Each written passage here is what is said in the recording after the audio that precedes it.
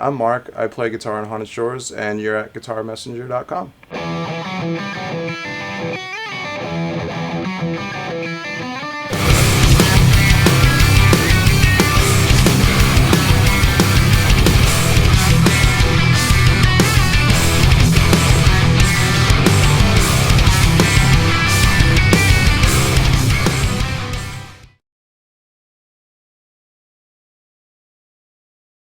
So one of the things I get asked about a lot is sort of the Haunted Shores like chord voicings that we use. Our chords, I guess, are a little bit different than a lot of metal bands in that there's I guess more intricate voicings than what you would normally hear in the genre. I've always sort of believed in having like really simple progressions. I could tell you that we like if you listen to Haunted Shores songs, we tend to use, I mean, sort of like within a combination of like 3 or 4 different chord shapes pretty often. One chord I learned a long time ago that my friend Nick Dodd, who used to sing in Haunted Shores, in fact, he taught me this chord.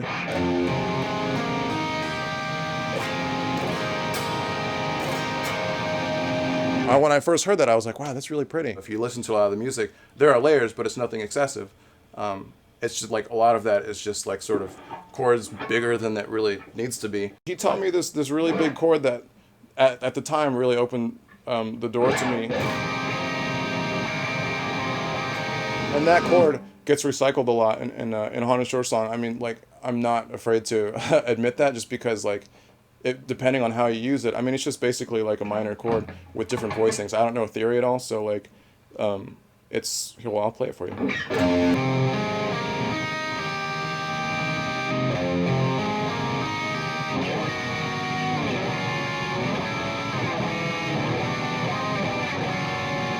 And that's the chord. I mean, you can build voicings off of that, sort of like just to add a little bit more specificity to like a generic, power chord. Why not utilize your extra fingers? It's like it's not economical for you to just lay one finger flat across a bunch of strings without even thinking about other voicings. So sort of one thing I use interchangeably. This is one thing that Misha actually, who's involved in the project, he taught me this chord.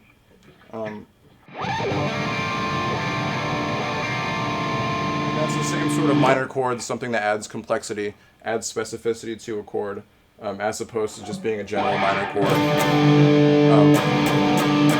which is basically the same chord, except the voicings changed just a little bit. One sort of habit I developed when I was younger was using my thumb a lot. And it's kind of like not a standard practice at all. You don't really see people using it, at least as far as I know.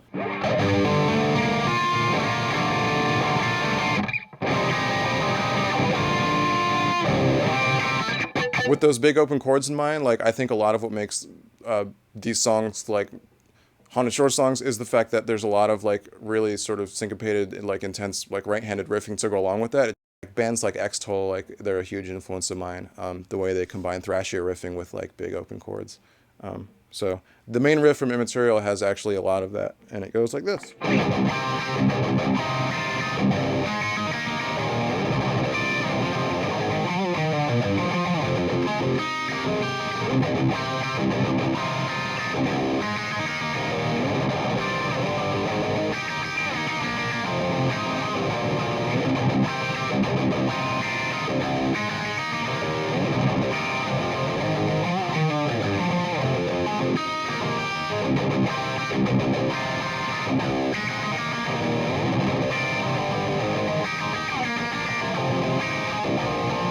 The riff starts out with this big chord. That's where it starts.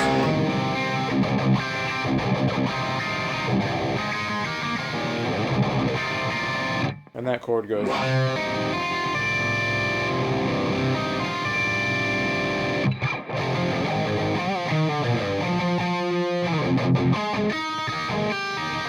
And that chord right there is the same, the one that we went over earlier.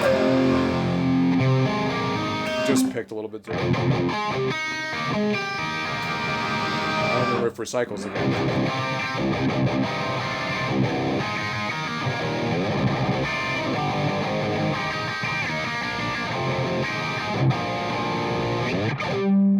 So this is the main riff of the song Passenger.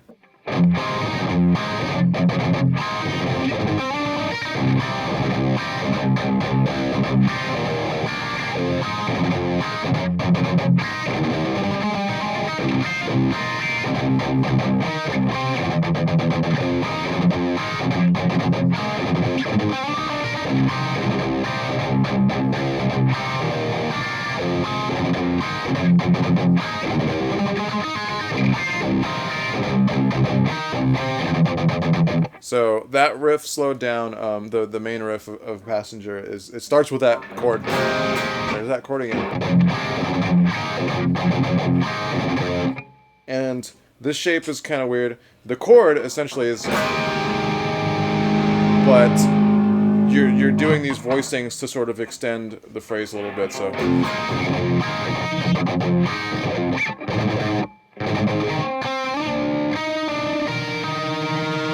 And that's basically the higher voicings of this chord, which is the chord we went over earlier. So this is the chord, but you're basically doing voicings off of another chord. I mean, it makes sense melodically, even though the chords don't really match up. But I mean, it's all basically in the same scale.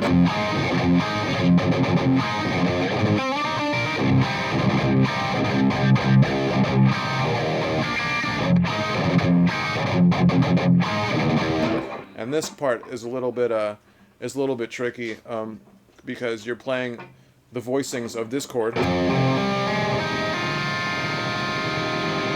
instead of letting them ring through, you're sort of palm muting through them kind of quickly. It can be kind of messy if you're not careful with it.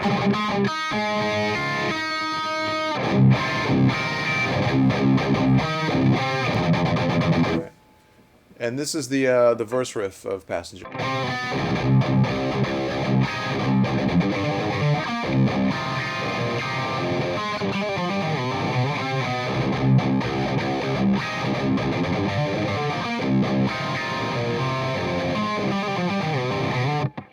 The verse riff for that song goes like. That chord is.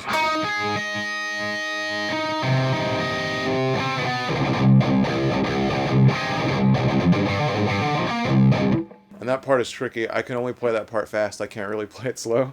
It's just one of those things based on feel rather than any sort of logic or like rationale there. It just feels good to do.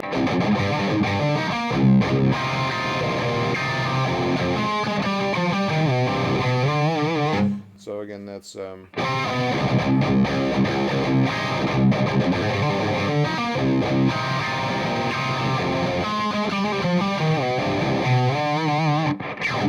right. This is the pre-chorus riff from Passenger.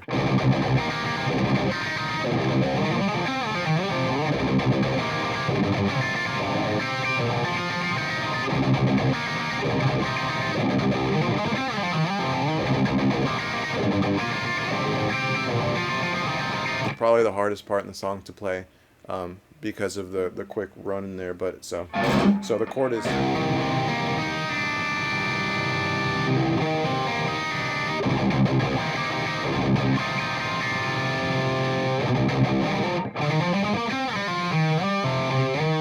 And I'll run through that again. It's like, I don't know what kind of run that is. It's just something, again, that's based on it feeling natural with the slides and these runs on each string.